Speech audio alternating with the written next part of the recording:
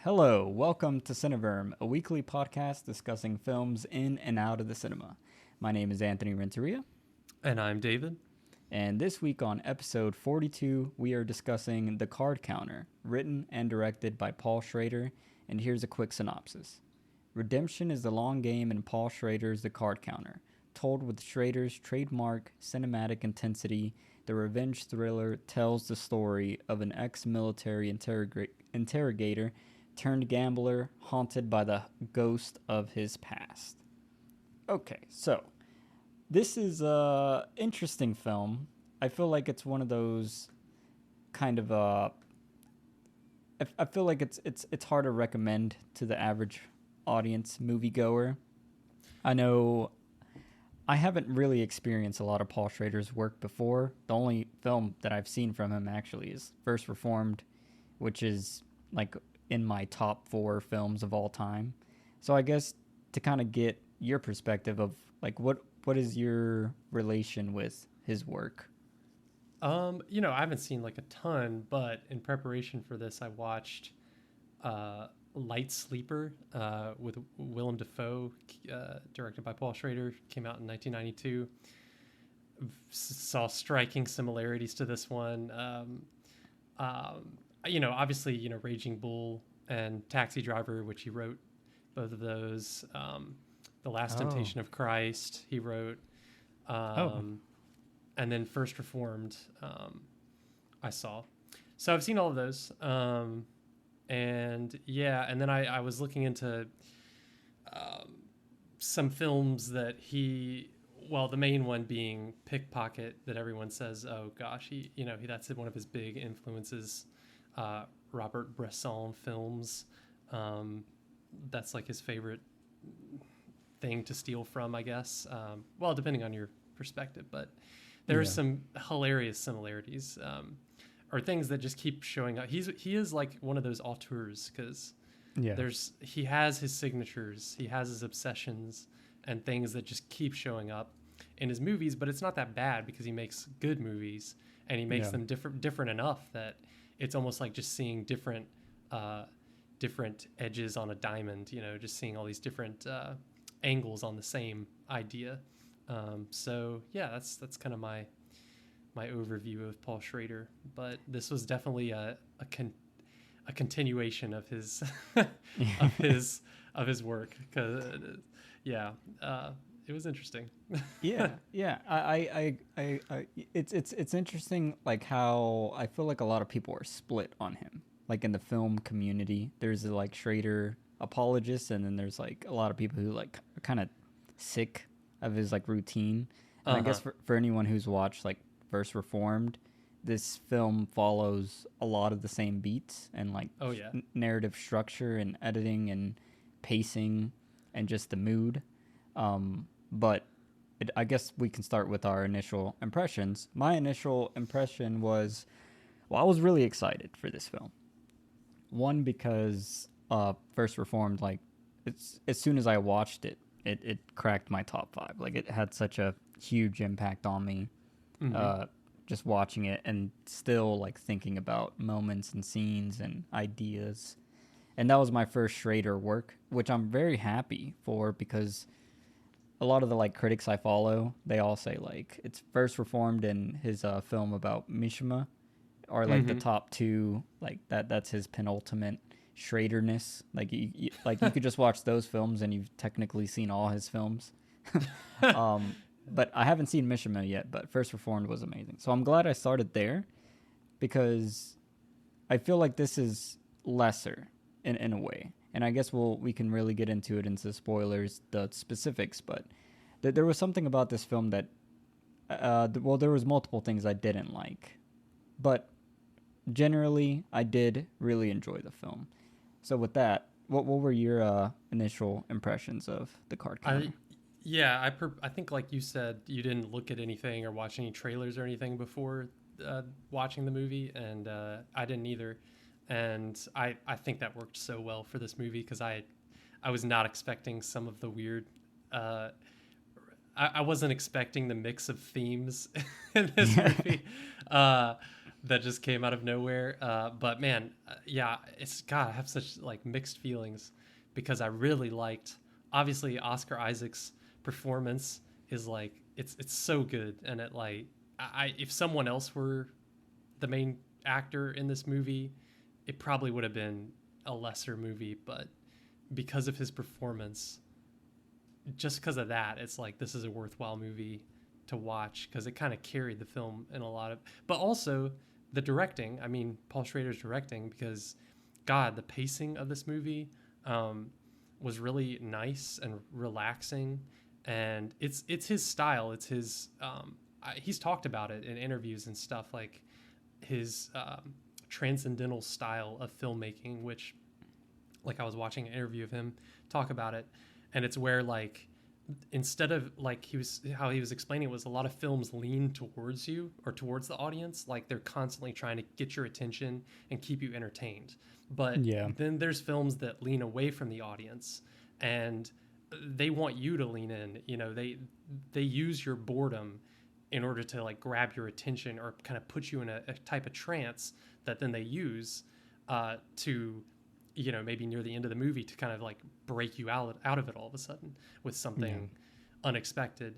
But I think that's the only thing that was missing from this movie, is that it didn't have that thing in my opinion, at the end that like made it worth it, I guess, to most people. Like it didn't have the thing that you felt like, you felt like he was trying to like discipline you into a certain, into a like a certain rhythm the whole movie in order to have a payoff at the end, but there wasn't that like rewarding payoff at the end for the audience.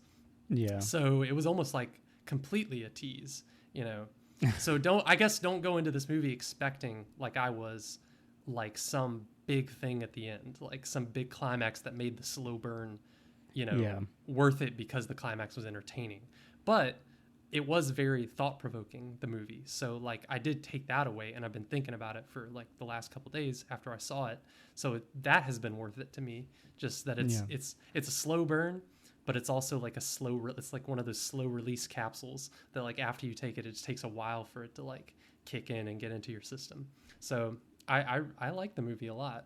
The more I think about it, I mean, other aspects, the music I thought was good. Maybe that I could see people not liking the music, but I thought it was just that nice noir, just put you in that depressing, just the mood, kept you in the mood of the movie. The cinematography was really like simple, minimal, but like really elegant to look at, and I thought it was really beautiful, like the cinematography, and creative in certain quick scenes, in order to create a certain effect. Thought it was actually used well. Yeah. But yeah, some of the acting is shady. Yeah.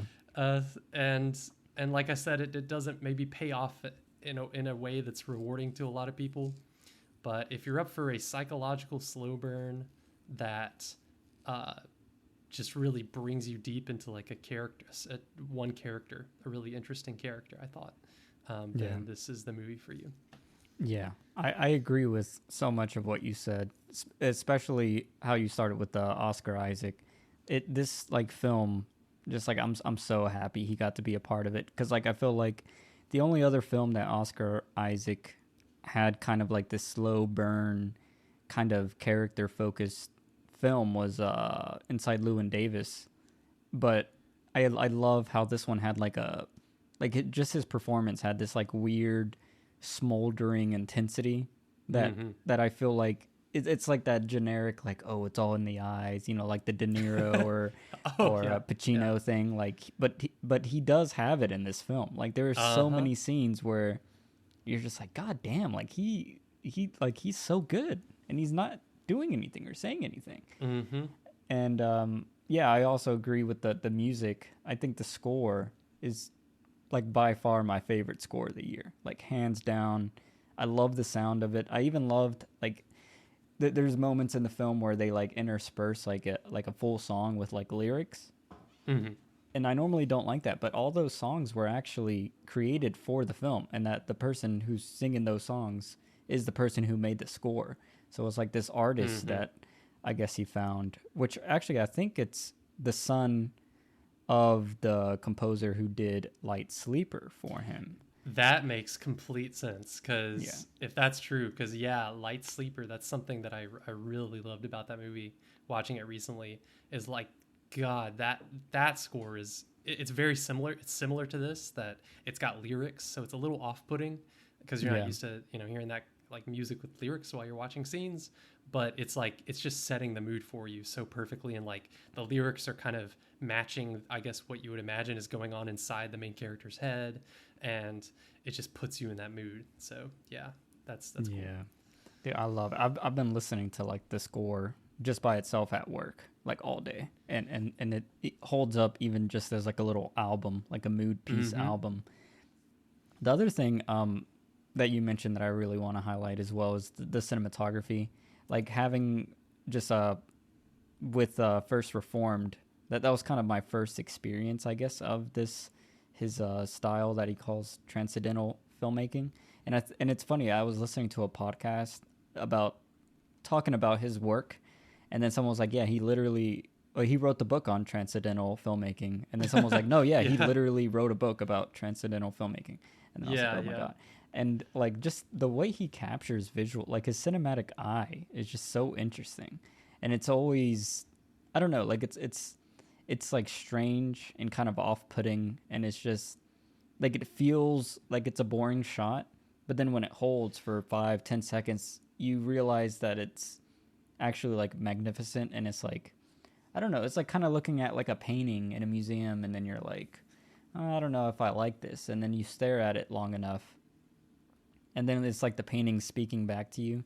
And I feel like it works really well in cinema because like the canvas is kind of alive, and when you have an actor like Oscar Isaac, speaking his lines or giving his performance, like it I feel like that kind of character that he tends to write, from my understanding, is like, that male damaged uh person, writing in his diary, which Yep.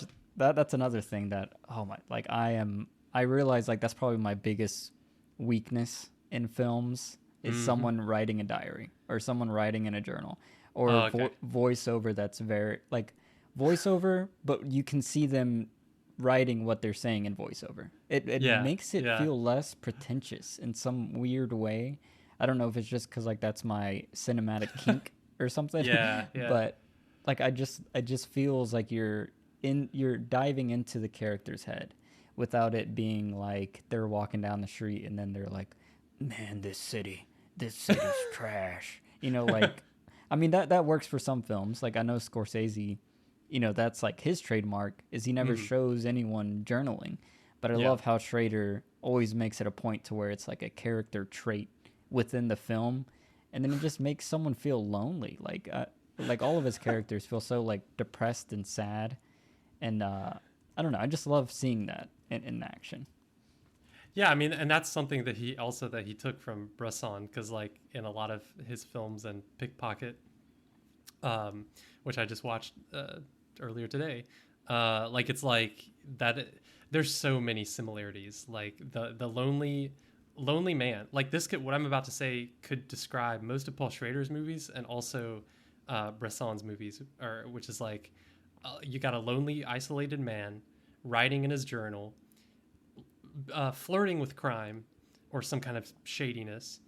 Yeah, He's estranged from his family, or his mother in particular. He's gonna do voiceovers while he's writing in his journal, and maybe drinking. He lives in just like the shittiest apartment or the shittiest place, or a weird, like in this movie, of his own making, I guess. Um, and then he meets a woman who is interested in him for some reason, even though he's pathetic. yeah, Um, and and then the movie usually ends. Uh, I mean, it's kind of a spoiler, but not really. I don't know what it's. I'll say it later. But yeah, the movie's all in the same way. Like they're yeah, all almost literally the exact same thing happening, just different shots of the same thing happening. yeah. And so it's really funny. That that's that, and that's like one of the biggest complaints I heard from people who dislike Schrader's work, and it's just reminding me as well of like Scorsese's work. Well, there's a lot of people who, it's like, well, we've had enough sad dude, drinking whiskey stories, or for like Scorsese, we've seen enough of toxic masculinity, Uh-huh. gangsters, or whatever other things people label his work as. But I don't know. I just find that like I think there's enough room for all kinds of stories, and I don't think someone writing like Schrader writing his work. I don't think it should take away from any other perspectives that people can tell as well. But I feel like this Yeah. perspective is also necessary because it's coming from someone with a like a creative eye. Like I don't think even if he tried, he probably couldn't write anything different, which isn't a bad thing. Like I'm not even saying it as a negative. It's like he just Well, he has made different movies, but they're just, that's not his main thing. I mean, I know yeah. Affliction he's known for, which I haven't seen, but I was just reading the synopsis. It looks very different. Or the Oh. Mishima, which you mentioned, or some of his earlier movies, Blue Collar, which I haven't seen, but again, Oh, I okay. really added it to my list. I don't know. There's like other types of movies that he's made about different types of stories, but this is the one that he always comes back to for some reason. It's like Yeah. it is his thing. Yeah, it's his creative eye. Just like how we spoke about, like Wes Anderson. Like I Oh I yeah, I, like I that know Wes for a Anderson. fact what I'm gonna get out of the French Dispatch. And I'm gonna love Yeah, it because, like I like the things and I just like seeing, oh, how is he gonna change it up? Like in slight yeah, variations. Like what's the 10% difference that's gonna make or this different? like perfect it. It's almost like they're trying to make they're just trying to make the same movie over and over again, but making it better and Yeah. better. And so that's kind of cool because you go into the next movie thinking like, okay, yeah, I know this is going to be like the formula, but I want to see if it's like the best. Is it Yeah. his masterwork? Of this genre. Yeah. So, And keeps you one interested. one interesting thing I wanted to bring up that I also read and kind of heard about with this film was how it was. So this was like being shot pre-pandemic, and then the pandemic hit, and then it paused, and then there was like a huge couple, well, not like 4 to 5 months or something of a pause while they were waiting for things to calm down or something. And Yeah. like he did a lot of rewrites from what I was like reading, that he was like sending what amount of film he had, he was editing it together and like sending it to friends. Specifically, I remember reading him sending it to Scorsese, and then Hmm. Scorsese kind of like, hey, maybe you should focus more on this female character played by Tiffany Haddish, like add that element. And Schrader's even said like while he was making the film, he didn't really know where he had the core, but it wasn't all like set in stone, like how he kind of had with First Reformed. Mm-hmm. And he I remember in the piece as well, he talked about like the original version was going to be way darker, and it was just going to be more focused on the card counter character.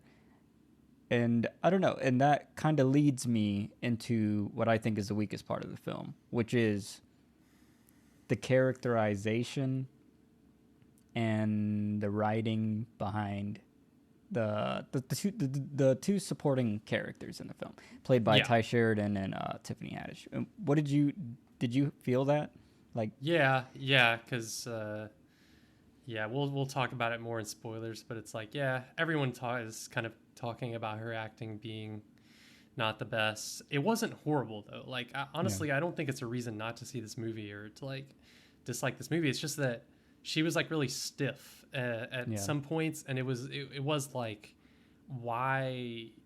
I don't know. Like she didn't really gel with this mood of a yeah, movie, and or it was almost like Paul Schrader was trying to have a comic relief character almost at times, or a character to like lighten up the mood, but you didn't really. It kind of ruined it a little bit when he tried to do that. Or I don't know if that was his writing, or just her performance, or ad libs, or yeah, what. But and then yeah, yeah, then the younger character Kirk, he's a little like, well, he wasn't as bad. I mean, I don't know. Maybe you have other uh, negative things to say about that character, but Yeah. I didn't think he was that bad. It was mainly the female character, which maybe isn't Paul Schrader's strong suit. Yeah. Because I would like to see, maybe he has, and I just don't know about it. But I would be super, if he really wants to challenge himself. Like, it would be really interesting to watch him do a movie with a female main character. Maybe he has, and I just don't know about it. But that would be super interesting because I'd like to see what he does with that, because it is like all of his movies. The female characters are there to Comfort be, the man. yeah, basic, to be the man's salvation, and I really want to talk. I want to talk more about that weird quirk of his that is a little, I don't know, just like when you notice it or the more you think about it, it's like kind of pathetic, but maybe that's just the characters that he likes to write about. But I don't know. We can talk about it more. But yeah. Kind of weak. That's interesting because I like Tiffany Haddish's performance. I dislike the writing, like the lines, like the dialogue that she was given and the lines.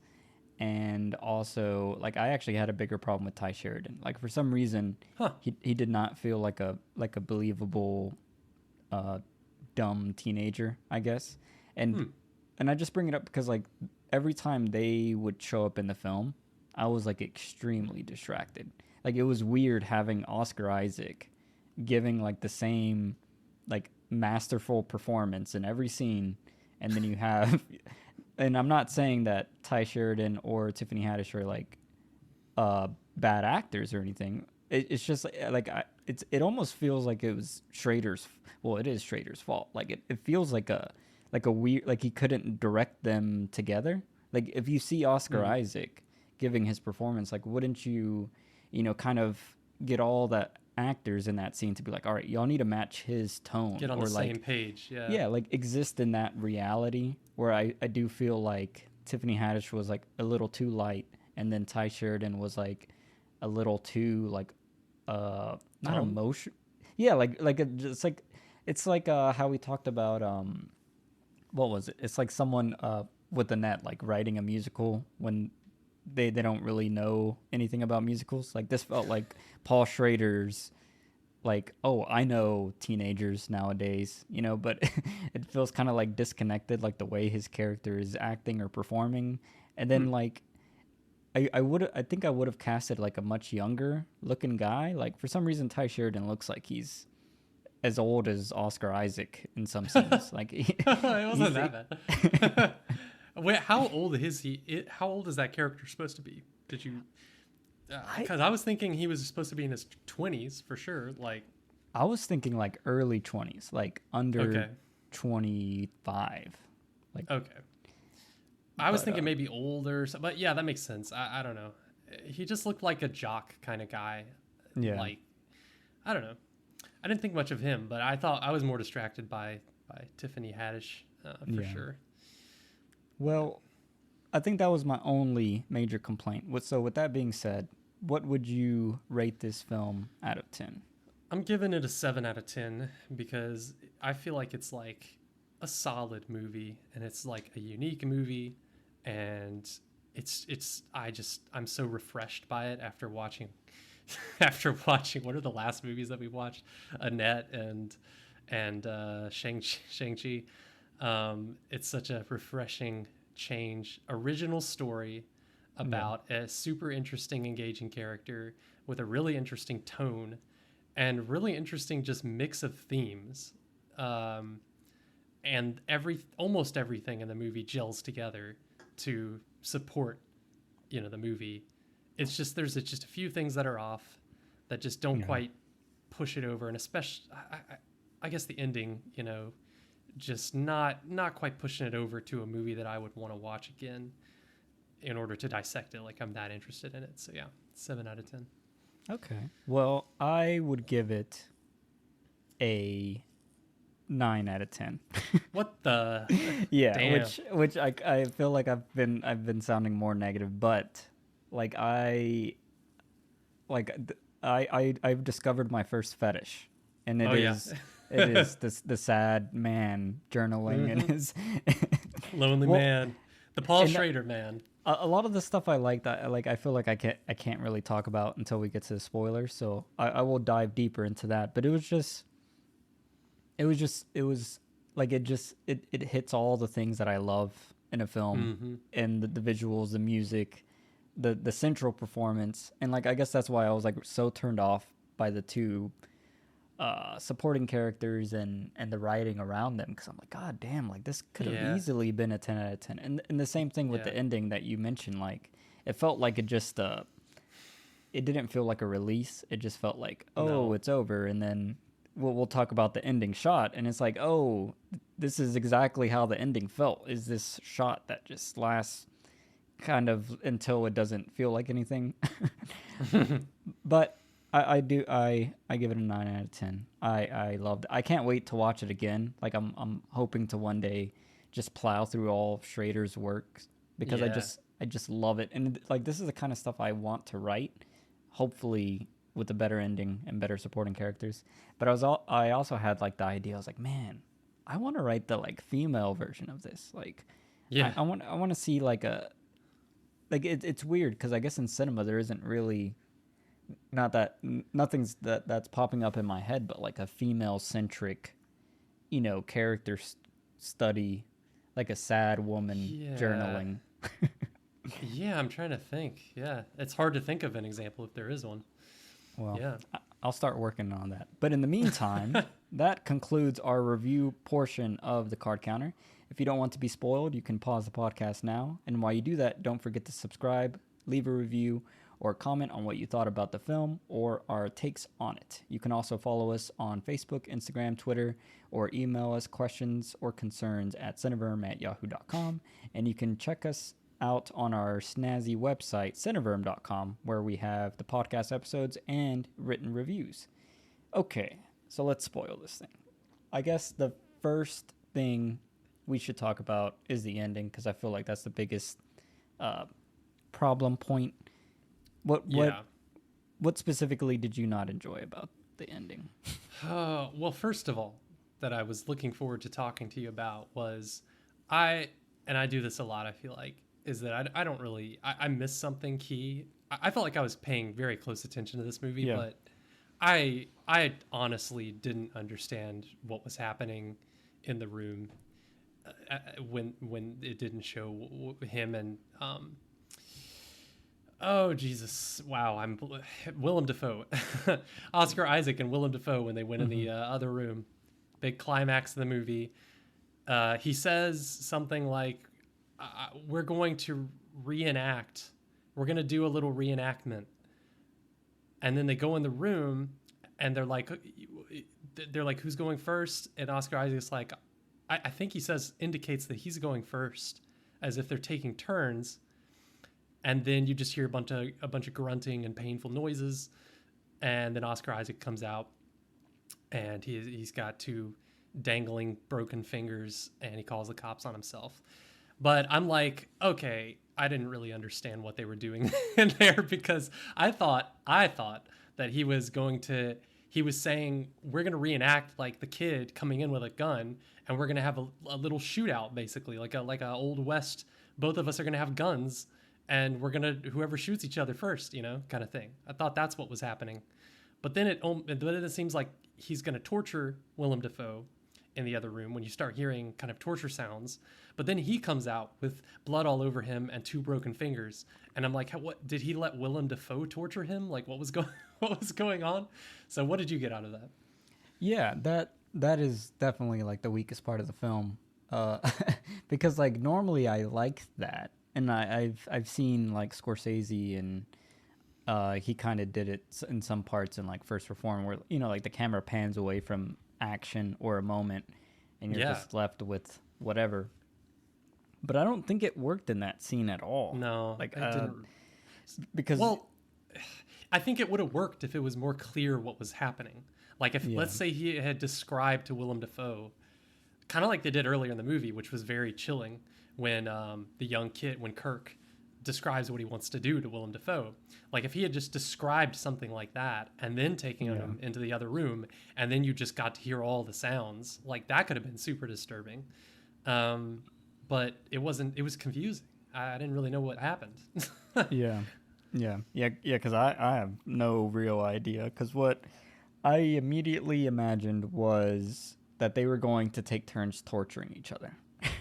Why did you think that? Because I was like, why would Be- he let him torture himself? well, Because he feels because guilty about it. yeah, he kind of feels like they kind of set up that he enjoys punishment via pain. Like there's that scene where he's in the prison and he's like letting himself get punched just so he can like feel that. Okay, So that was kind of the thing that I was kind of leaning on, and that's the true. fact that he said reenactment, it felt like Yeah. it. Like I thought, I don't know. That's just a weird word to say. Like we're going to reenact like that. That requires both of them as active Mm-hmm. participants, and the fact Mm-hmm. that Willem Dafoe wasn't tied up or anything or like restrained, and then I don't know because what I felt is he had the gun. He got into the Yeah. room. He dumped all his like torture tools on the ground, and then he threw the gun outside. And then he was like, "All right, we start." And then it's just like whoever comes out of this room comes out of the room. So from what I imagine is just that they fought like to the death, and Okay. they could pick up whatever tool. But yeah, like it's still that even thinking that it still wasn't enjoyable at all, and it still made no sense. And then when Oscar Isaac walked out with his broken fingers, I was like, "What? What is going on?" And then and in the next scene where he's in the jail, his fingers are fine. I was like, "Oh, they're gonna cut Yeah. off his fingers," because they looked fucked. They Like looked horrible. Yeah. I like they were guess. dangling on bones. Yeah. Like I don't know. Maybe you can just reset fingers like you can other bones. I don't know. But yeah, I was distracted by that too, thinking the same thing. Like, wait a sec. He's still got those fingers fully Yeah, functioning. And then yeah, honestly, like they should have gone further. If it was really a torture thing, it should have been less ambiguous. Like he should have come out like with something more extreme. Like for some reason I was imagining like say he was missing an eye or something. That would have made it more clear. Like okay, this was like a vicious fight. But the fact that it was just two little fingers on his hand, that made me picture him sitting down and letting Willem Dafoe break his fingers. And so I was like, that doesn't really make sense because Willem Dafoe would just kill him because he's holding him hostage. Willem Dafoe would if he let him torture him, Willem Dafoe would kill him. But then if both of them were fighting to the death, like you just described, Oscar Isaacs would kill him instantly because Willem Dafoe's an old man, compared to Oscar Isaac. So that didn't make sense either to me. So it was kind of like none of the scenarios really made yeah, sense to me. So yeah. I don't know. It just wasn't. Yeah, didn't And work quite well.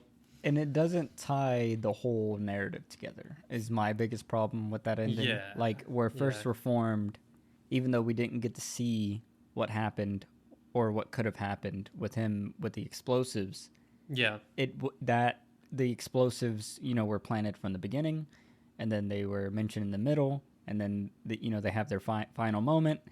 But it's like the intention ties with the whole theme of the film, which is like salvation and like having to stop certain people from doing what they're doing because they're sinners or whatever. And in this film, like I guess the torture thing is planted, but if we're not like if we don't have any idea of what the final moment will be, like with First Reformed, you knew either he exploded the church or didn't explode the church, but his intention was to explode the church. yeah. So for this, like it doesn't make sense. And then like I just feel like as a writer, it's like I don't even know how you. I don't think I would try to do like, all right, they're gonna take turns torturing each other, and No, that's gonna yeah. be thematic in some way. I don't know. That's But they could have done it. You could have pulled it off if you'd showed it. Like you could have yeah, like show the whole thing. Like go in the room. He sits him down. He thinks he's going to be tortured. Let's say Willem Dafoe does, but then he hands him one of the torture tools, and he's yeah, holding him at gunpoint, but forcing him to torture. I mean, that could have happened. Now that I'm thinking about it, like he yeah, held him at gunpoint, forced Willem Dafoe to torture him, and then he tortured Willem Dafoe. But you could have shown it, and it would have been super yeah, disturbing. The only reason I could think of is that he didn't like Paul Schrader didn't want to, make the violence what's the word for it? Like pleasing to the audience. Like he didn't want, because this movie is about how, this movie's just about horrible violence, like just, Yeah. Needless violence that people do to each other. So he maybe didn't want to make the violence exploitative at the end. He didn't want it to be pleasing to us. So maybe that's what he was thinking. I feel like when he made that scene not visible. But it still just didn't work. Yeah, I still feel like we could have followed them to the room. We could have seen them sit down. He could have got the tools out, and then how you're saying, like, all right, you're gonna pick your tool, I pick my tool, we're gonna take turns, and then the camera just start floating away from that door frame. Yeah, then we would understand. Yeah, and then as we're floating away to the final point, then you're just hearing them, breaking each other's bones or whatever the hell they did. And then Oscar Isaac comes out. Like, it just needed some more establishment, for sure. But even then, I don't know. The ending was still kind of weak. I feel like, how I mentioned the rewrites and the re-edits. I feel like that was very bad. Like, this is one of the films I feel like it suffered greatly from COVID. Like, this feels like a kind of film, like, I feel like his way of telling stories, if you sit on them for too long, they kind of unravel and you get like self-obsessed with what, like, maybe. I need to add this or add that, because his style of filmmaking it's so sparse that I feel like anyone could watch it and be like, oh well, you need that character that should be a bigger, that should be more involved, and then do something like that. Like, I feel like this kind of film is very like weak to that kind of like judgment, because there's so much you can add to it because there's so little structure. Yeah, I see what you're saying. Yeah, maybe too many people got in his ear and were making suggestions, but I don't know. Because I would like to see a more focused, because like all the stuff that I love about the film only have to do with Oscar Isaac. And like, honestly, like if I could have just had the film where he's just playing cards the whole time, and then we're just seeing more and more of his nightmares and seeing more and more of his dread and his like self desire for redemption or whatever it is. I think it was good. I think having the younger character made sense for that story and the theme. Like it made a lot of sense. Like, I think that was a good addition to the story, was to have the younger character, so that like they gave him like a point of hope, of like focus, that okay, maybe if I can do something good for this kid that got messed up because of similar circumstances that I was in, like he really thought that kind of made sense, that he would think that would kind of redeem himself. And then I thought that was a great twist to have him completely just the young kid just fuck it up and just completely throw like a perfect opportunity away just because he's just so stupid, and Oscar Isaac's realizing he just wasted all of that on this idiot, and like he's not redeemed at all. Like his judgment was completely wrong. Like, I like that. That was great. That was perfect. And then that he has to go and finish the job. I liked all of that, and I even think that the ending we just described, if they just shown a little bit more, that would have saved the movie almost in a way, and taking out some other stuff, like taking out some of the Tiffany Haddish's character's role a little bit, and then the very ending. I feel like it would have been an 8 out of 10 for me, but I don't know. That's interesting. Talking about the Ty Sheridan's character, like that, how that moment played out when I was in the theater, like that was such a huge, like, oh, you fucking idiot, because like for some reason I was hoping like he wouldn't go, and when he sent him, and it was just like a message with like an image and a text, and like just seeing that in the theaters was like a huge, like, oh, what the fuck moment. And it's so cool how, and I guess that's the power of this kind of filmmaking, where it's like it's everything is so minimal that just seeing an image with a message is like it's like the big CGI battle in a popcorn flick. Like that's the amount of like reaction that I got. And then when they gives you the same dopamine hit. Yeah, and I was like, oh fuck, and then like my mind was racing, like, oh shit, what is he gonna do? Like, is he gonna go kill that guy? And then it's like, I just love that kind of moment of like the beginning of a chaos event. And like how you're saying, yeah, if they would have fixed that, then that the chaos would have had a bigger payoff, and it would have tied it all in. Yeah.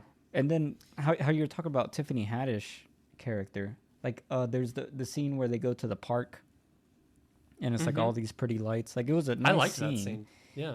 But I'm thinking, like, you could probably cut out like almost all of the Tiffany Haddish parts. Yeah.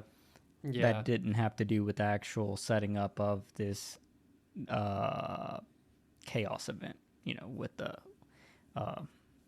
Willem Dafoe's character. Like, her character could have worked, I think, but it's just don't know how to describe it. Like, it made sense, but with a different actress, it just would have made sense. I don't know what it is, but like maybe like a character, not an actress, but maybe the writing, like a character that also had some kind of dark past of some kind and was sort of on a similar wavelength as the main character, but maybe had more hope. So they could have had like really interesting conversations, I imagine, with each other. Like a character that has had a dark past like him, maybe with violence, but which she does kind of describe a little bit with her ex. I mean, she talks like briefly about that, and how he went the way of violence and she went the way of, you know, of getting into the poker and everything. But like it should have been more. Like her character could have been so much deeper if you're even going to have her character in the movie. And then like she would have been the point of hope. And then it would have made it even more tragic at the end. I don't know. Yeah. But like as it was, and this is the weakness, I guess, since we're talking about her, we could talk about like the very, very end. Oh god. The Paul Schrader cliche of which happens at the end of Pickpocket, that apparently I'm trying to imagine what his experience was of watching that movie, because it's kind of like his brain must have just had so many orgasms watching that movie, or it just must have been just that perfect time of his life that he watched that movie and it just made such a deep impression on his brain that he just can't help but put that ending into a lot of his movies. Like Light Sleeper, I'm just gonna spoil it, whatever. Yeah. Like, because it doesn't spoil the movie because it's a good movie, but like the ending of Light Sleeper, the main character is in jail, and the woman that he isn't really that close to, and you wonder, why would this woman even want to come visit him in jail? She comes and visits him in jail, and the very last shot is a long shot of him kissing her hand, like just a close-up of Willem Dafoe kissing her hand. And it, exactly like this ending, it goes on uncomfortably long. And it's not a freeze frame. It's like Willem Dafoe with his eyes closed, because you can see his like eyelids fluttering, just kissing her hand for like an uncomfortable amount of time, and then the credits roll over that happening. And it's just like this, where it's like they touch fingers, you know, and it's like, and you're wondering, why would she come see this guy? Like, he did like he's messed up. Like, why would she want that in her life? Like, yeah, they had sex once, but it's like, it just doesn't make any sense why. Yeah. And watching Pickpocket, I thought it was going to be similar, because Pickpocket ends the exact same way, where the main character who got caught up in crime, did something bad, ends up in jail, and the woman who he's treated kind of badly earlier in the movie comes to prison, and they have the moment with the bars where they touch hands, and it's like his redemption.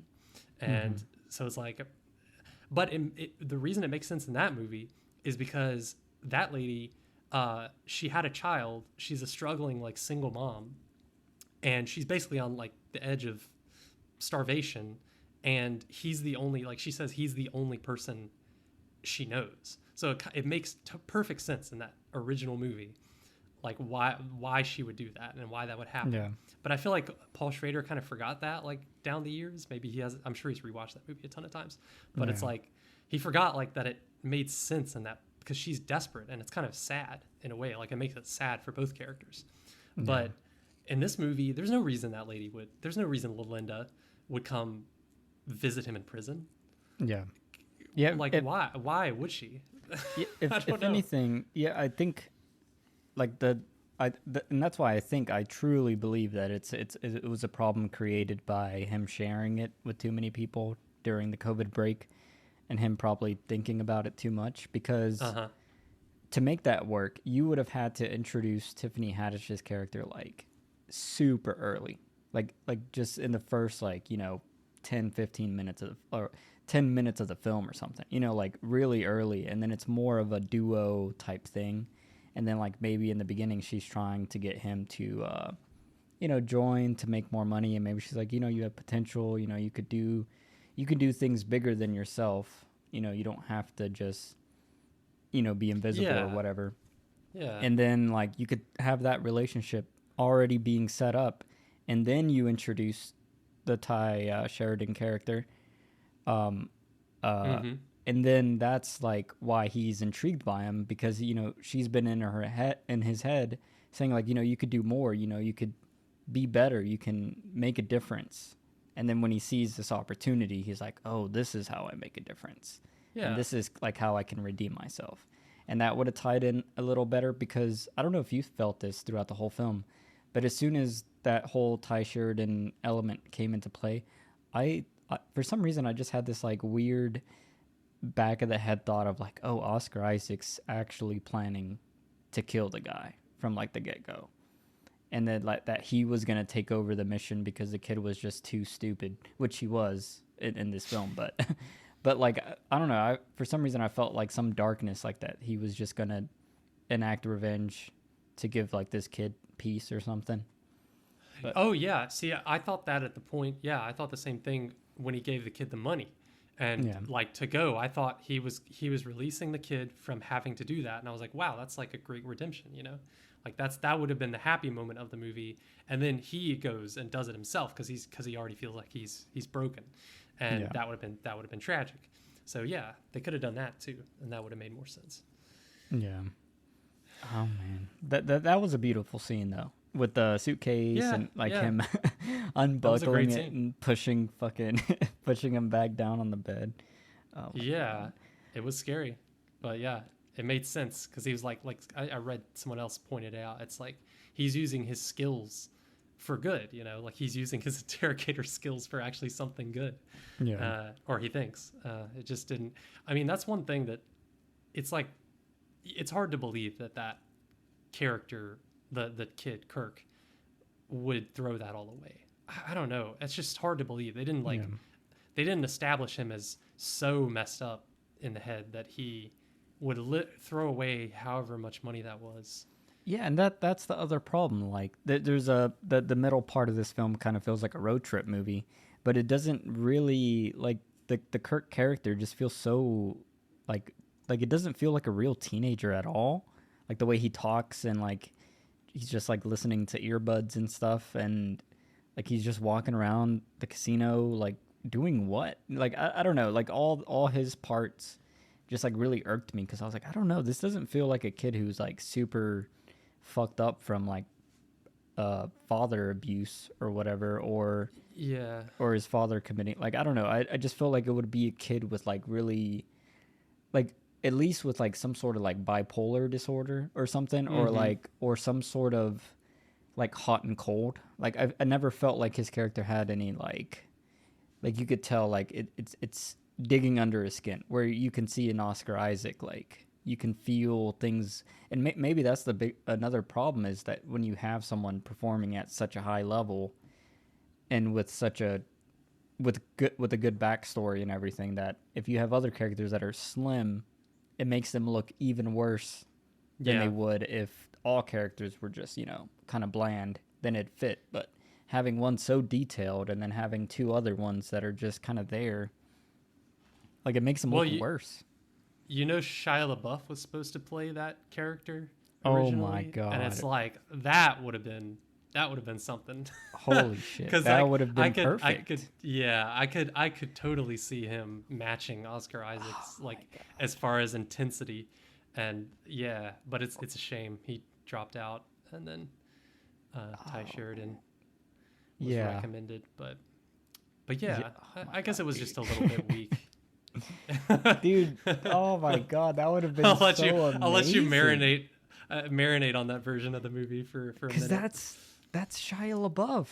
You know, like he has this like deep like emotional trauma or whatever, Yeah, and like like Honey Boy, he was so good with that kind yeah, of character.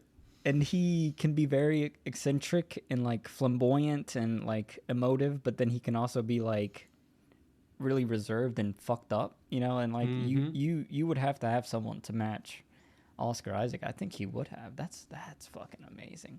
See, someone who I thought about because I just imagined this character as being way younger or looking younger and like him feeling like a unmasculine type of kid, you know, like, and I think that would just feed into the fact that his Oh, dad oh was no, I think I know who you're gonna say, but oh keep going.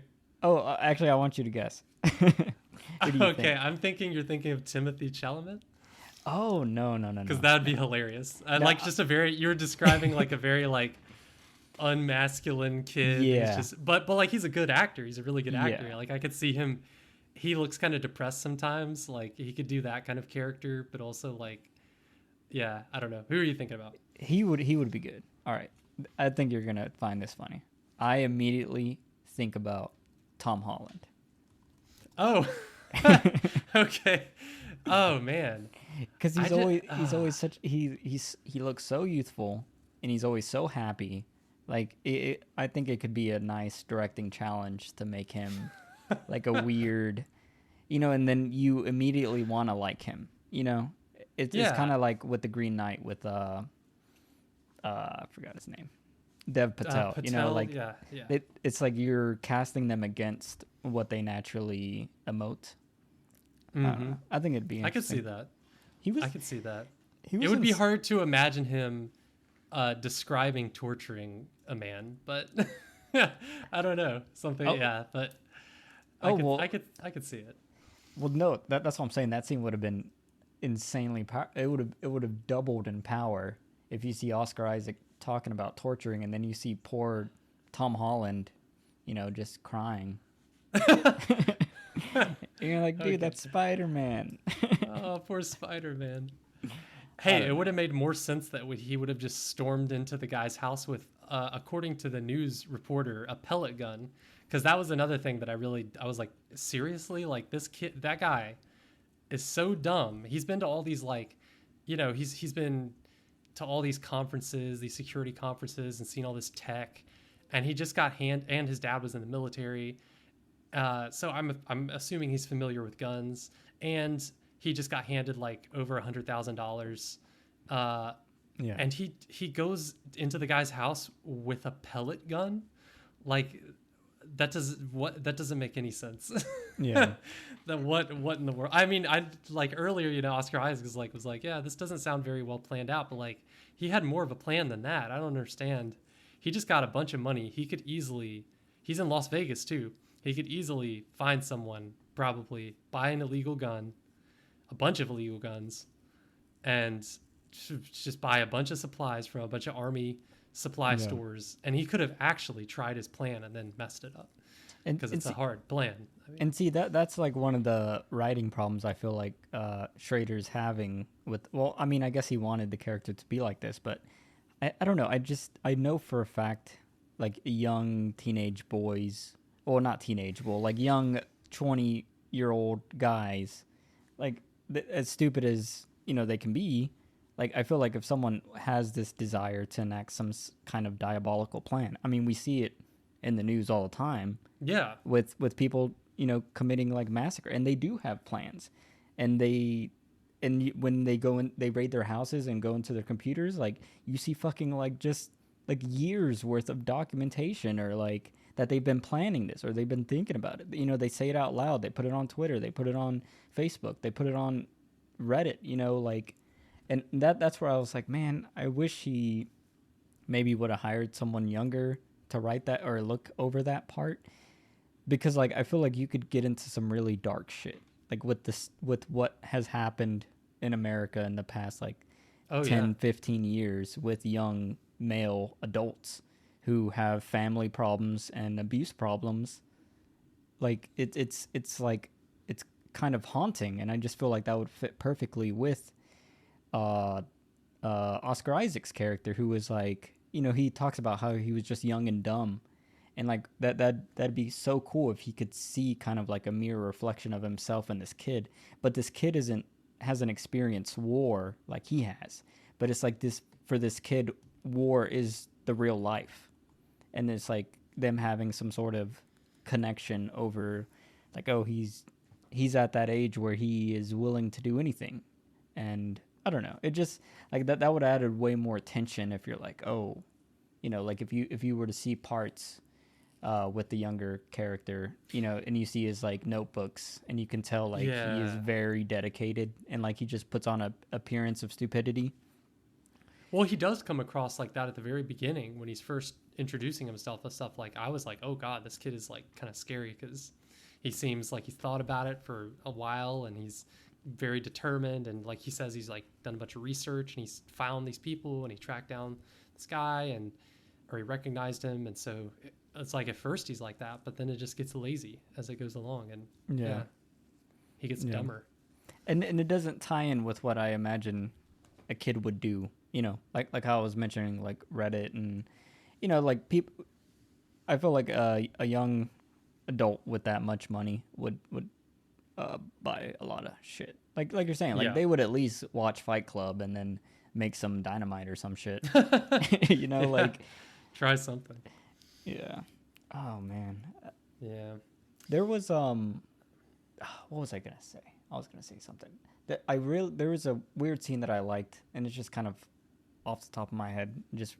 I just remembered it, and it was a small scene. But when he's like driving to go kill Willem Dafoe, and there's that like long driving sequence where it's like kind of like sped up, and it's like this weird trance like.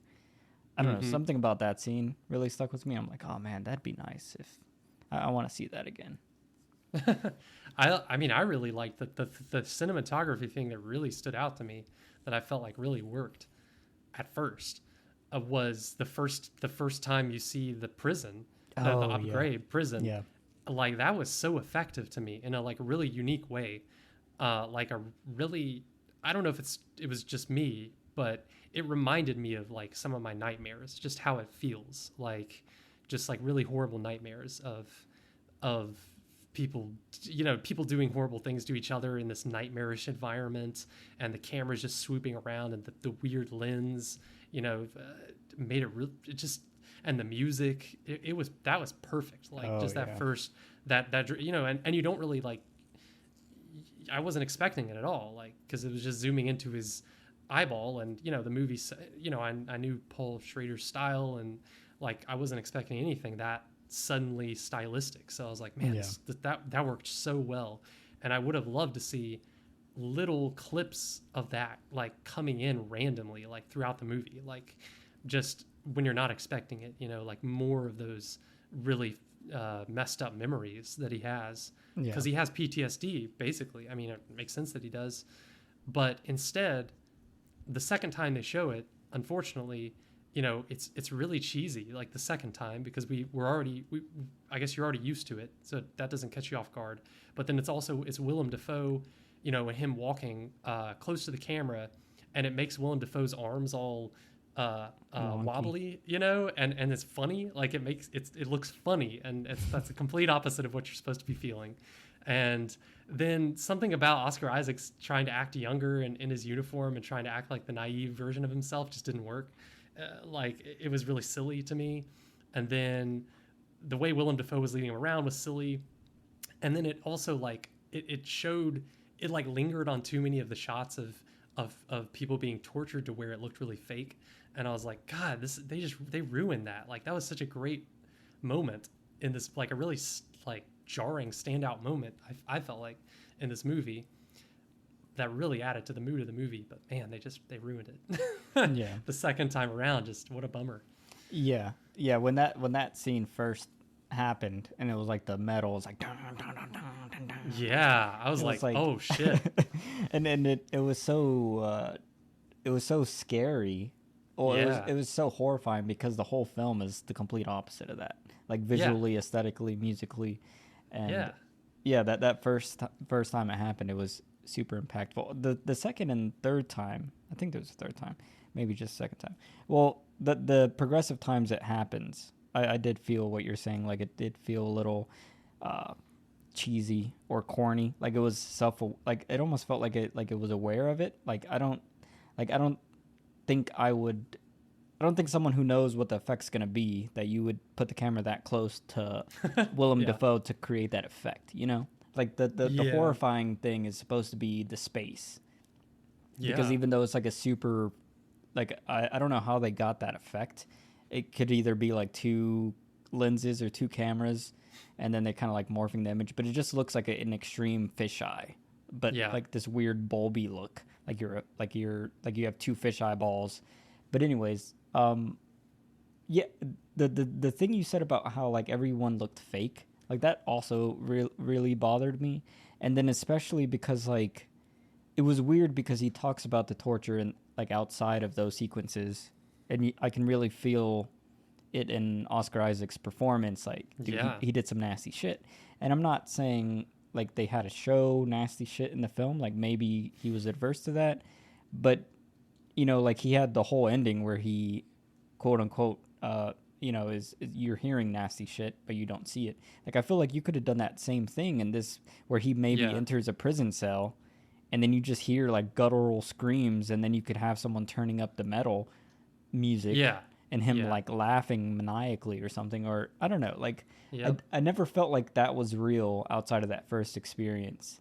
Mm-hmm. And the torture they did show, I mean, it was horrible. Like it was him like dropping someone's head on the ground over and over again. But that was Yeah. like a Yeah. weird shot. Like I would have rather shown Oscar Isaac's performance committing the act Yeah. Just show than his face. Yeah. yeah. And then it was like 10 times, and it just lost impact. Like, and you could tell like the floor had like rubber pads and all that kind of stuff. Or there's like other parts where like they're like covered in their own feces, and they're like rolling around. And then there's other scene where he's kicking the guy against the Yeah. wall.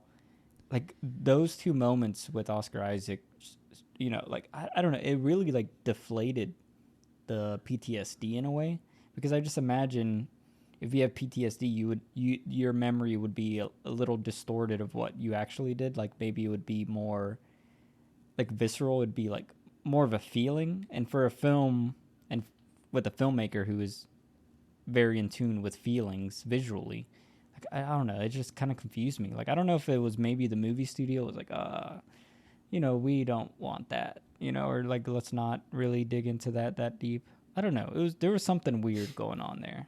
Like Mm. it felt very restrained for some reason. Yeah. Just weird. Like they didn't go all the way like they could have, or I don't know. Everything you said Yeah. made sense. Uh, man, but there was God, like you were mentioning, the scenes where he's just talking about it. Like there was a scene where they're in a diner, or just it's one of those perfect generic middle America restaurants that looks like it was just set up in a empty office space, where it's just a big room and they just put a bunch of depressing square tables like spread out over a big room and these cheap seats, and they bring you generic food.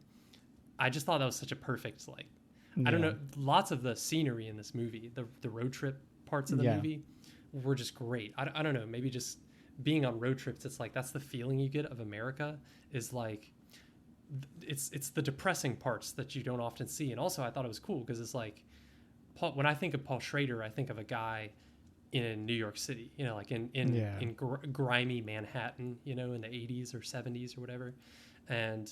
But it was cool that he got the same feeling out of just random strip mall America, like the same depressing feeling, showing shots out the window, just driving down a strip of just ugly, you know, fast food restaurants and Yeah. stores and a bunch of signs and just overstimulation of like, colors and signs. And Yeah. I don't know, like it just gave me that feeling of like, also I feel like it tied into the theme of like, this is what we were fighting for. Like this, like just from the military perspective, I almost feel like that was intentional.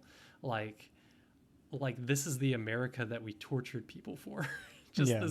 this depressing, and then Oscar Isaac's life, just this depressing life of just drifting from these casinos, these places of entertainment, and like this is what America is like. This is Yeah. so I thought that added really well to the theme of it.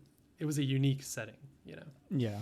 And speaking about the settings, the way Schrader casts like all the casinos in this film, like they're so unglamorous, but not in a Yeah. way. It's not like he's actively trying to make it like gross or disgusting or like non-shiny or beautiful. It's just like the way he frames his camera in the casino is like, it's just like, it's almost like the most boring, like it's not boring, but it's like less interested in the actual casino than Mm-hmm. just following Oscar Isaac walking through. And it makes it just feel like a place, like where Yeah.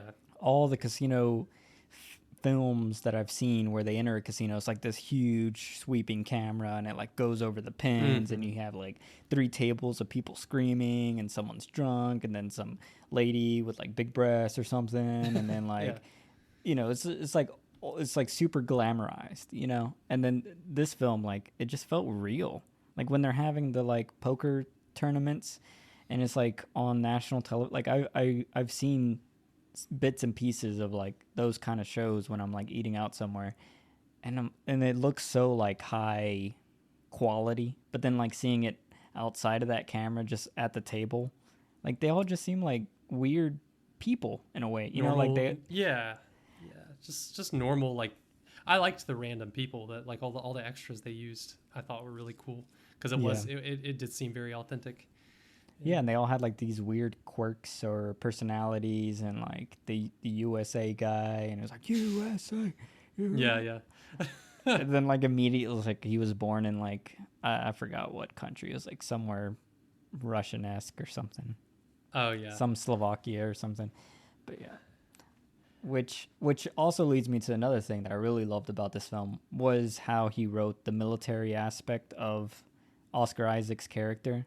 Like this is probably like one of the films that I've felt like the most connected with like how it feels when you get out of the military and then everything Yeah. feels very clinical and like drab, and Mm-hmm. then also and specifically like how the character in this film like is obsessed with like structure and Mm-hmm. consistency, and like Mm-hmm. everything has to be exactly the same. Like he like the way he like wraps all his furniture when he gets to a hotel, he removes paintings so they're like as bland and as clinical as possible because that's what he's used to I in the loved prison. that. Yeah. Yeah, in the prison, but Yeah. also like just in general, like military bases are so flat. Like everything just looks like it always looks like you're in some nondescript place all the time. Mm-hmm. Mm-hmm. And I don't know, he captured that very well. And then one last thing that I really loved, and I hope you probably noticed it, was the like exhales that would happen like Yeah. Yeah. intermittently in the film. It was like, Part of the soundtrack. Yeah. oh That my was god. cool. That was eerie. Yeah. I liked it.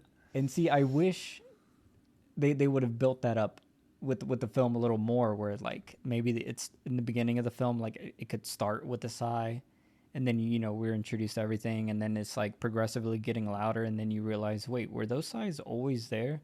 And then like in the ending, maybe it would like this would be like genius. Like this is when I would have an orgasm. Is that the sighs are in the beginning of the film, you don't notice it until like towards the end, and then you hear the final sigh is like a legit sigh that he's doing that sounds just like all the other sighs, and then you realize that sigh was the same sigh and it was just like lowered in volume all the way to the beginning, and it's like you've just been building to this one sigh that finally Mm-hmm. he can like breathe or something. Like I would have fucking fainted. I did. I love that. Like, just because what it did to me was it made me feel disconnected from him, and the way that I feel like was intentional was having the soundtrack. It almost felt like the soundtrack was always there, kind of Yeah. putting a separation between you and what was happening in the movie.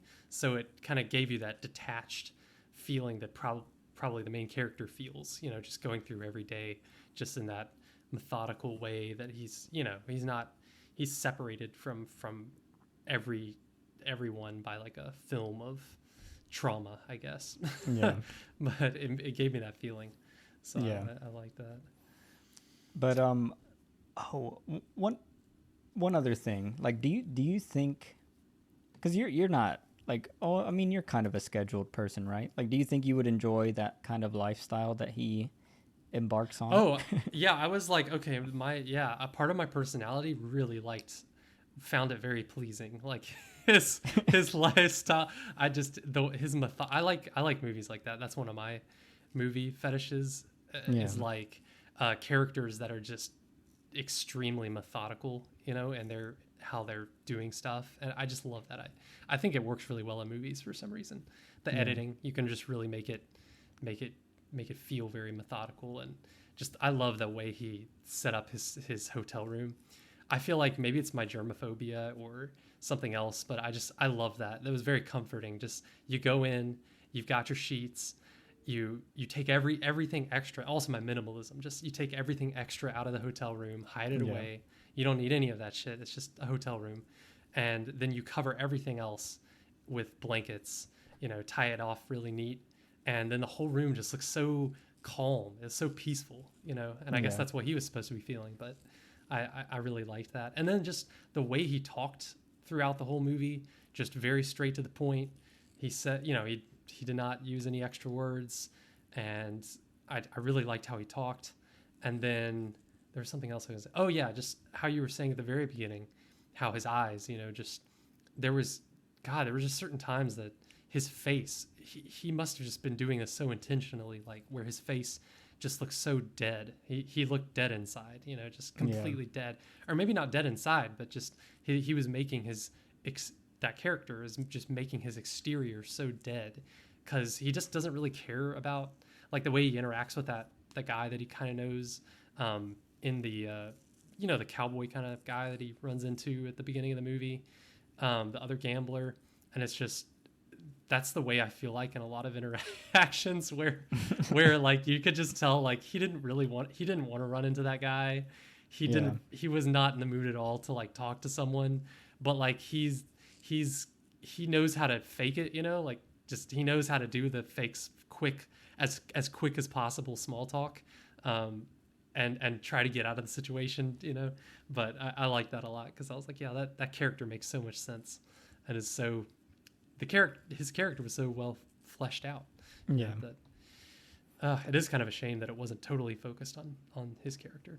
Yeah, like one thing that I just realized, I also like in stories, like when characters have their like habits and their like structure.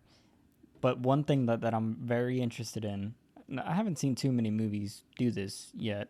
I'm sure there are many, but something I'm like super interested in my writing is like having a character like this, and they have the structure and they have their like plan for the rest of their life, and then it's just like elements at like things intruding onto them that are like ruining the schedule and like ruining the plans. Like I would have loved the scene where they go into the hotel, maybe the kid's bleeding or something because he failed his mission to kill what's his face, and then there's just blood all over, and he's like trying to unwrap his blankets, but then the kid's bleeding out, and like that kind of like I don't know if you I don't know if you've seen the house that Jack built yet. Yeah, I love that movie. Yeah, so like how how he has his OCD moments, like that's like some of my favorite stuff in a film, is when a character has their way of doing something or their habits, and then it's like life is just fucking it all up.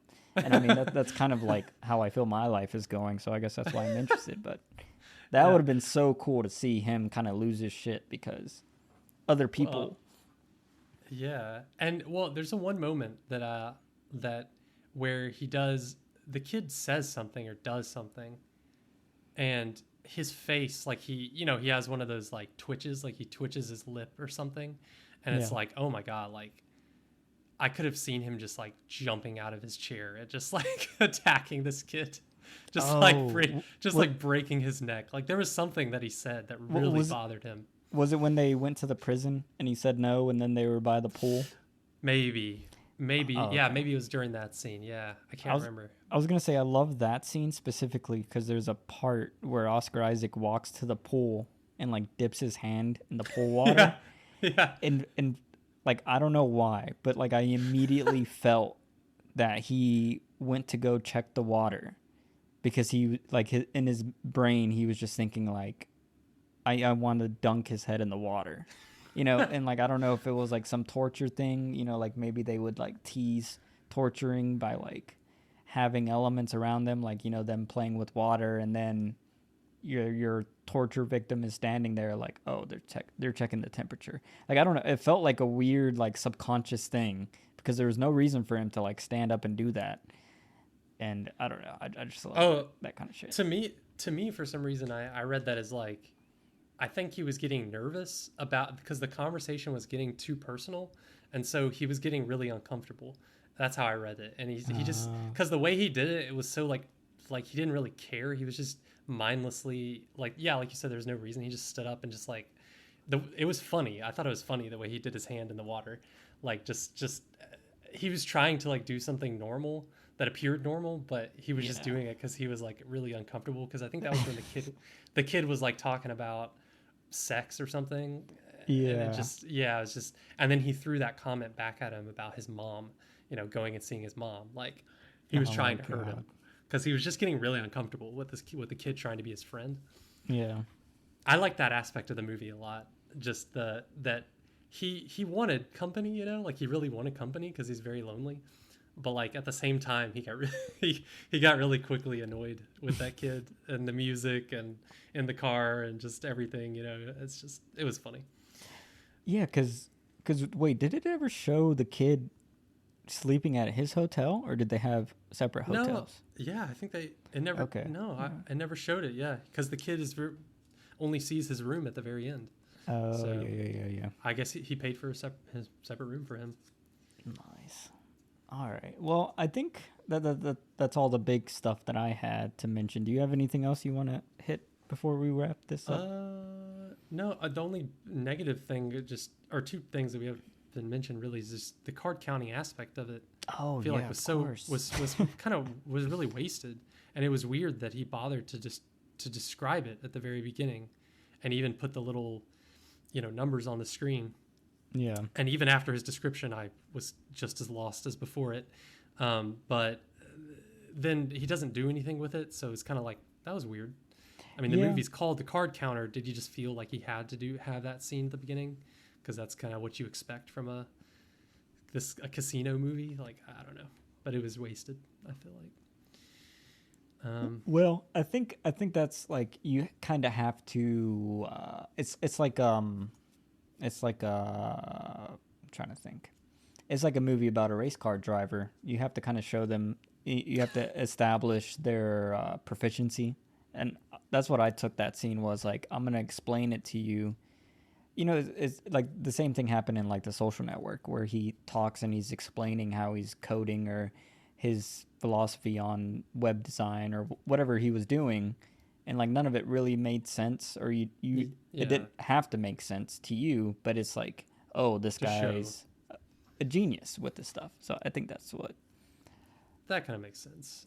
I like how Um, that was shot though. Like I like the idea of it, but yeah, yeah, I wish they would have like I feel like this film would have been like an ultimate challenge to have like three things kind of going on at the same time. This like kid wanting to kill someone, this girl who's like maybe in love with him, and then him just wanting to have his normal scheduled life.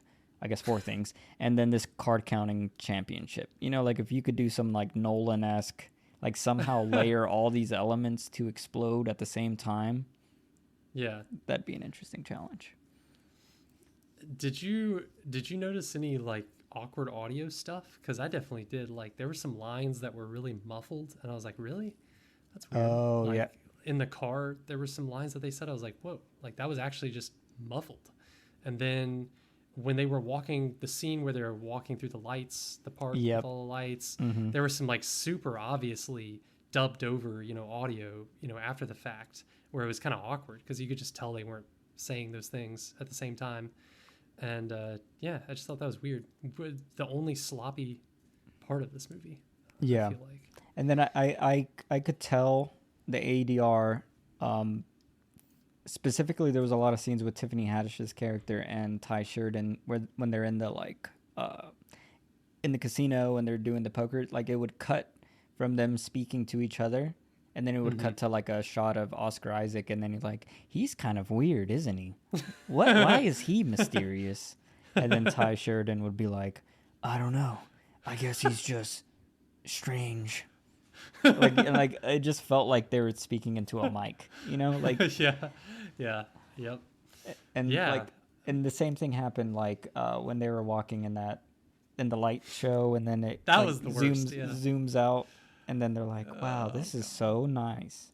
Like I don't know, Yeah. it's weird. Like when you're doing audio for a scene and you're pulling out, like subconsciously you want there to be distance, right? I don't know. Yeah, you don't want it to sound crystal clear in your ear. Yeah, that was weird. But yeah. I don't know. Maybe that was because of the COVID. I don't know. Who knows? But Yeah. I guess the only other thing I was going to ask was why do you think he called the police on himself at the end? Because like if you think about it, there was absolutely 0% chance that anyone would know that it was him that killed that guy, because like he had nobody knew that he had a connection to that kid besides Tiffany. Yeah. There's just no, and obviously he's professional enough that he's not going to leave behind any DNA or signs that he was there. He could have cleaned up. And so I'm like, why did he call the police on himself? Yeah. I think he was just exhausted. Like, this whole, like, as we see him in the real world, it's like, man, this is not that nice. And I mean, it's just the structure and like the consistency of everything that he can have in prison. Like, I feel like it's the same thing with like a lot of soldiers, like a lot of people who went to like Iraq or Afghanistan or the Middle East in general, or like any war combat scenario. Like most people who get deployed, they have like a desire to go back, even though they had traumatic events. But it's like something about that gives them like some sort of solace or something. And I mean, I know the statistics for like people who go to prison, like you have like an insane multiplier chance of going back, like once you're in there. And it just, I don't know. I just feel like after a certain amount of time, you kind of get like institutionalized to want to live in that environment, and that's kind of a big flaw of the prison system. That makes sense. Also, because he kind of like he tried to redeem himself and it didn't really work. Yeah. So it's kind of like he was just like, all right, well, yeah, I'm gonna retreat from the world again because that didn't work. Yeah, especially because I think someone says in the film at some point, it's like, he's like, like I served time and I'm done, like everything I did is like suddenly forgiven, but it's not, like I've killed X amount of people, I go to this place for 5 years and now it's like, oh, I'm good now, but you're not, like, because it just haunts you forever. Yeah, but it makes sense. Yeah. I know we talked about the fingering scene at the very end. Oh, yeah. But I liked the shot like for like 5 seconds though. I would say. Yeah, the shot. Hey, it looked really nice. Like I liked it. Like I liked looking at it. But like you said, yeah, only for like 5 seconds. It gave me a weird like religious feeling. Oh, like, it felt definitely like had that painting, like the way his finger was like under hers and like arched, and hers was arched over. Like, that was for sure intentional. Yeah. Probably the best finger acting of the year. Probably. Yeah. I can't think of another example. Tops it. All right. Well, that concludes this episode of Cineverm. We would be grateful and humbled if you could leave us a review with your thoughts or comments, and if you could share us with your friends or family, as that helps us on our journey to spread the love of cinema. And we'll see you next time. See ya.